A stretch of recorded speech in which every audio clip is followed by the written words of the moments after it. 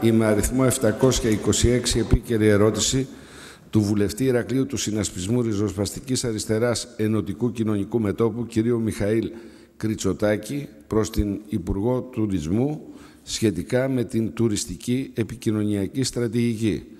Το λόγο έχει ο βουλευτής κ. Μιχαήλ Κριτσοτάκης για 2 λεπτά.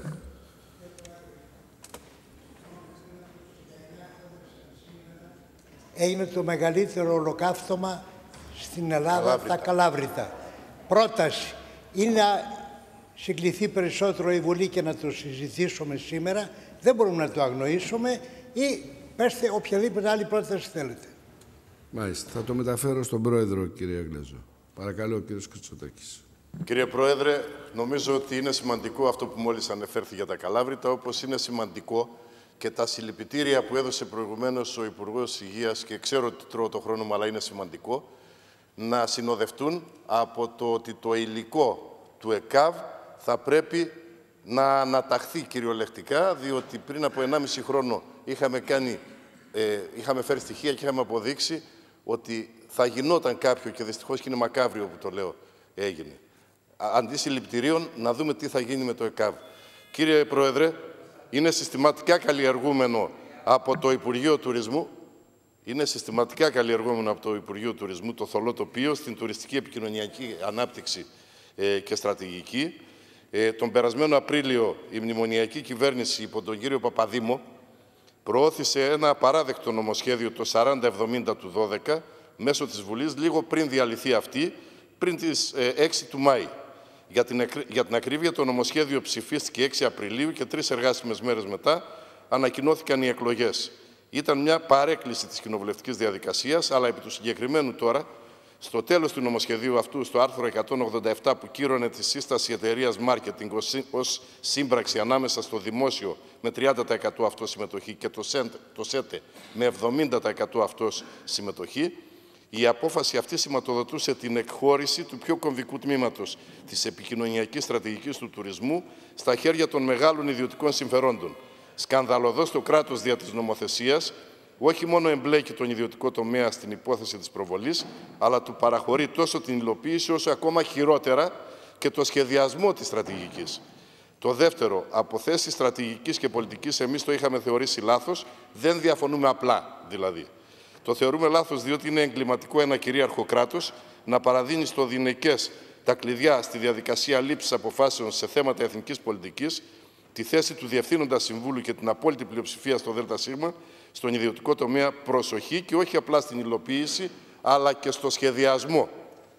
Το θεωρούμε λάθος διότι η επικοινωνιακή στρατηγική για τον τουρισμό αποτελεί καθοριστικό παράγοντα άσκησης πολιτικής σε διεθνές επίπεδο, δεν είναι μόνο τουρισμός δηλαδή, και το θεωρούμε λάθος διότι είναι αδιανόητο από τη μια κυβερνήσεις του Μνημονίου να υπερθεματίζουν διαρκώς για ένα κράτος έκτακτης ανάγκης και από την άλλη να αλυσοδένουν το δημόσιο στη συγκεκριμένη κοινοπραξία μέχρι το 2060, παρακαλώ.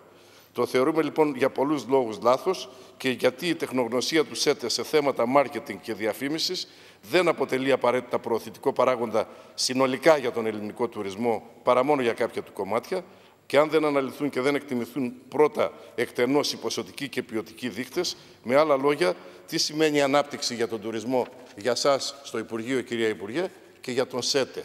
Το θεωρούμε λάθος για πολλούς άλλους λόγους, αλλά να ολοκληρώνω θέτοντας το ερώτημα, να σας πω ότι ο προϋπολογισμός του ΕΟΤ μειώνεται διαρκώς, θύμα της πολιτικής των περικοπών, και στο τέλος το επίμαχο.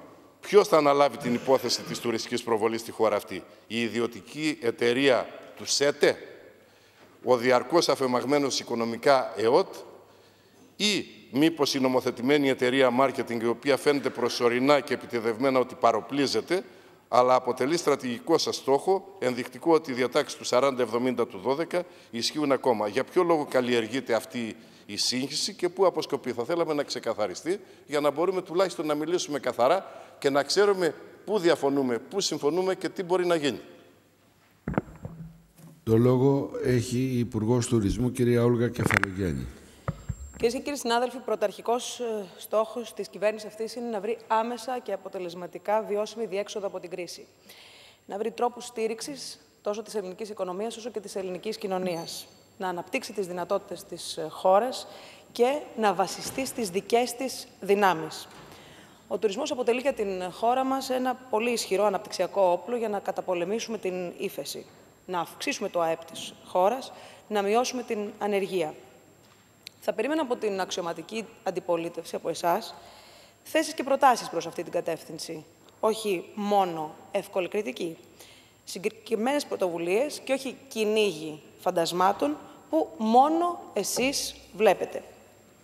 Σας διαβεβαιώνω λοιπόν, κύριε συνάδελφε, πως τα φαντάσματα που σας κατατρέχουν δεν υπάρχουν. Από την πρώτη στιγμή που αναλάβαμε το Υπουργείο Τουρισμού και ύστερα από μια τριετία που η Ελλάδα απουσίασε επικοινωνιακά από τις διεθνείς αγορές, θέσαμε ως στόχο τη διαμόρφωση μιας νέας τουριστικής ταυτότητας για τη χώρα μας. Σύγχρονης, εξωστρεφούς, που να ανταποκρίνεται όχι μόνο στις ανάγκες των διεθνών αγορών, αλλά και να συμβαδίζει με την οικονομική και κοινωνική πραγματικότητα στην οποία βρίσκεται σήμερα η Ελλάδα. Έτσι, εξ αρχής θέσαμε 3 ρεαλιστικές προϋποθέσεις. Πρώτον, να αφυπνίσουμε και να αξιοποιήσουμε στο έπακρο το πολύτιμο κεφάλαιο γνώσης και εμπειρίας του δημοσίου.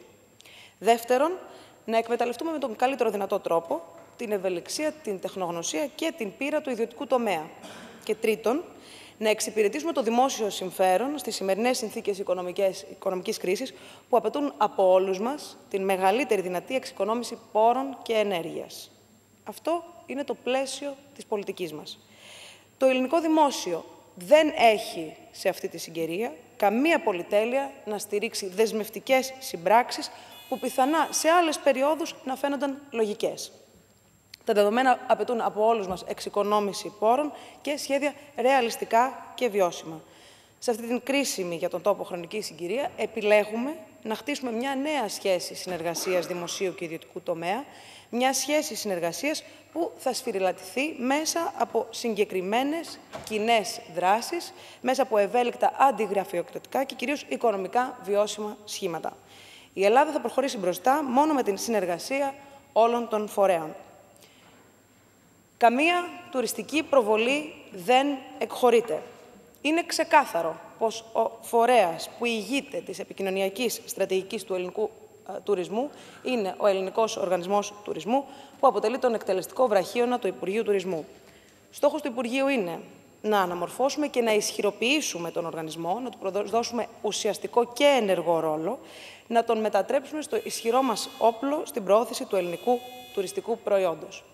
Είναι απαραίτητο όμως να μπορούμε να συμβαδίσουμε και με τις αυξημένες ανάγκες των καιρών. Να μπορέσει ο ΕΟΤ να συνδυάσει την συσσωρευμένη πείρα του παρελθόντος και την τεχνογνωσία με την νεωτερικότητα που χρειάζεται σήμερα ο ελληνικός τουρισμός. Εμείς σχεδιάζουμε ένα νέο ισχυρό ΕΟΤ, απαλλαγμένο από τις παθογένειες του παρελθόντος, θωρακισμένο απέναντι στις δυσκολίες των ημερών. Το 2012 καταφέραμε να αντιστρέψουμε το αρνητικό κλίμα του εξαμήνου και έτσι η χρονιά έκλεισε με ελάχιστες απώλειες. Δουλεύουμε σκληρά για να πετύχουμε το 2013 να είναι η χρονιά ανάκαμψης του ελληνικού τουρισμού. Το λόγο έχει ο βουλευτής κύριος Μιχαήλ Κριτσοτάκης για 3 λεπτά.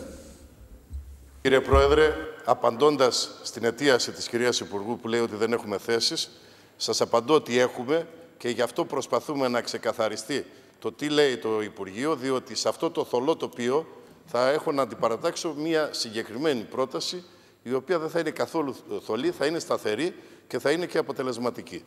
Αλλά το πρώτο που θέλω να πω είναι ότι γνώση και εμπειρία, ευελιξία και δημόσιο συμφέρον είναι γενικότητες, κυρία Υπουργέ.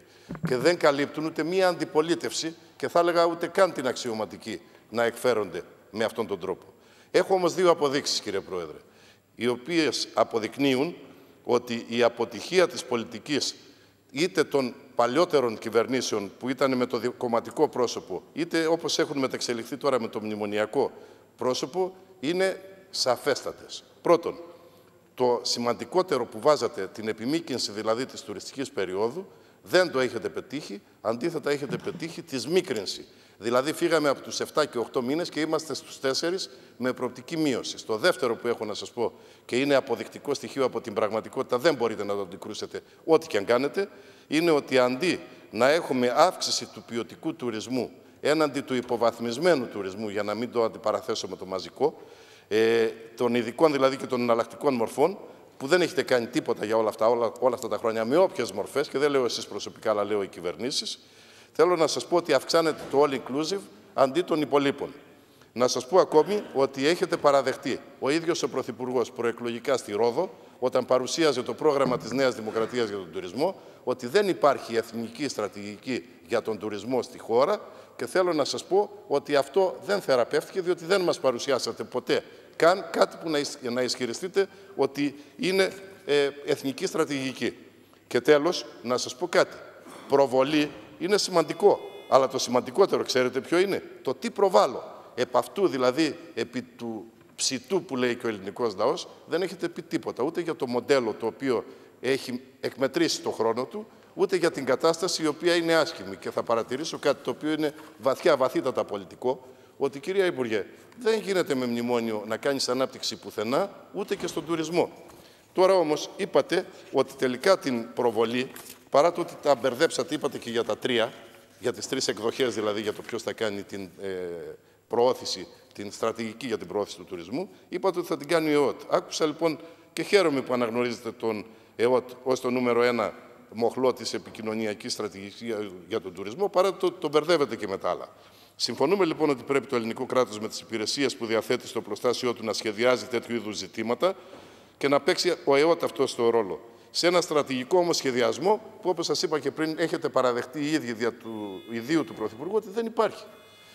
Το δεύτερο λοιπόν που θέλω να σας πω είναι ότι έχει συνεχιστεί και φοβάμαι ότι θα συνεχίζεται και ΕΣΑΗ, διότι τώρα δεν έχουμε μία εκπομπή από ένα φορέα. Κύριε συνάδελφε. Ολοκληρώνω, κύριε Πρόεδρε. Αλλά θα έχουμε από 3 πηγές εκπομπή για το θέμα της προβολής του τουρισμού, και θα σας πω πώς θα μπορέσετε να ανταγωνιστεί ένας αποδυναμωμένος ΕΟΤ τα μεγάλα ιδιωτικά συμφέροντα που εσείς βάλατε στο παιχνίδι της προβολής με τα κεφάλαια που διαθέτουν και την τεχνογνωσία στους νόμους της αγοράς, ούτε βεβαίως είναι δυνατόν να δεχτούμε ένα νέο ΕΟΤ εντός εισαγωγικών που θα επιδίδεται σε ένα προσδιορίστων των αποτελεσμάτων και πολυδάπανο διαφημιστικά σπότ, ας πούμε, και καμπάνιες όπως εκείνο που κυκλοφόρησε στο διαδίκτυο και έχει ήδη αποσυρθεί, αλλά κόστισε και πληρώθηκε και δεν έχει και αποτελέσματα. Εμείς αυτά τα απορρίπτουμε, όπως τα απορρίπτει και η ματωμένη τσέπη των Ελλήνων φορολογουμένων. Σας ζητώ λοιπόν να αφήσετε έστω και τώρα τις υπεκφυγές και αν πράγματι επιθυμείτε έναν ισχυρό ΕΟΤ, και ισχυρό σημαίνει ότι χαράσει αυτοτελώς πολιτική, μέσα στα πλαίσια όμως μιας στρατηγικής που δεν έχετε, και πρωταγωνιστεί στη διαδικασία της λήψης των αποφάσεων, να επαναφέρετε καταφατικά και με σαφήνεια, να ολοκληρώσετε τη φράση κύριε Πρόεδρε, ολοκληρωτικά και με σαφήνεια το σχεδιασμό της τουριστικής προβολής και συνολικά της επικοινωνιακής στρατηγικής στο δημόσιο, στη δημόσια σφαίρα. Αυτό σημαίνει ότι δεν θα μπορεί να δεσμεύεται θεσμικά πλέον και από τον απαράδεκτο νόμο 40-70 και το συγκεκριμένο που σας είπα ότι έγινε και μέσα στην προεκλογική περίοδο, έτσι, κύριε Κριτσοτάκη, και ότι θα ληφθούν σχετικές ενέργειες για την ακύρωσή του. Ευχαριστώ κύριε Πρόεδρε. Το λόγο έχει. Συνάδελφε, λυπάμαι γιατί ο ΣΥΡΙΖΑ ακολουθεί μια τόσο ξεπερασμένη αντιπολιτευτική πρακτική. Διαστρεβλώνει την πραγματικότητα, λαϊκίζει χωρίς όρια και κατασκευάζει εχθρούς εκεί που δεν υπάρχουν. Δυστυχώς συνεχίζετε να μην έχετε να προτείνετε καμία απολύτως λύση. Και φοβάμαι ότι δεν με ακούσατε με προσοχή στην πρωτολογία μου.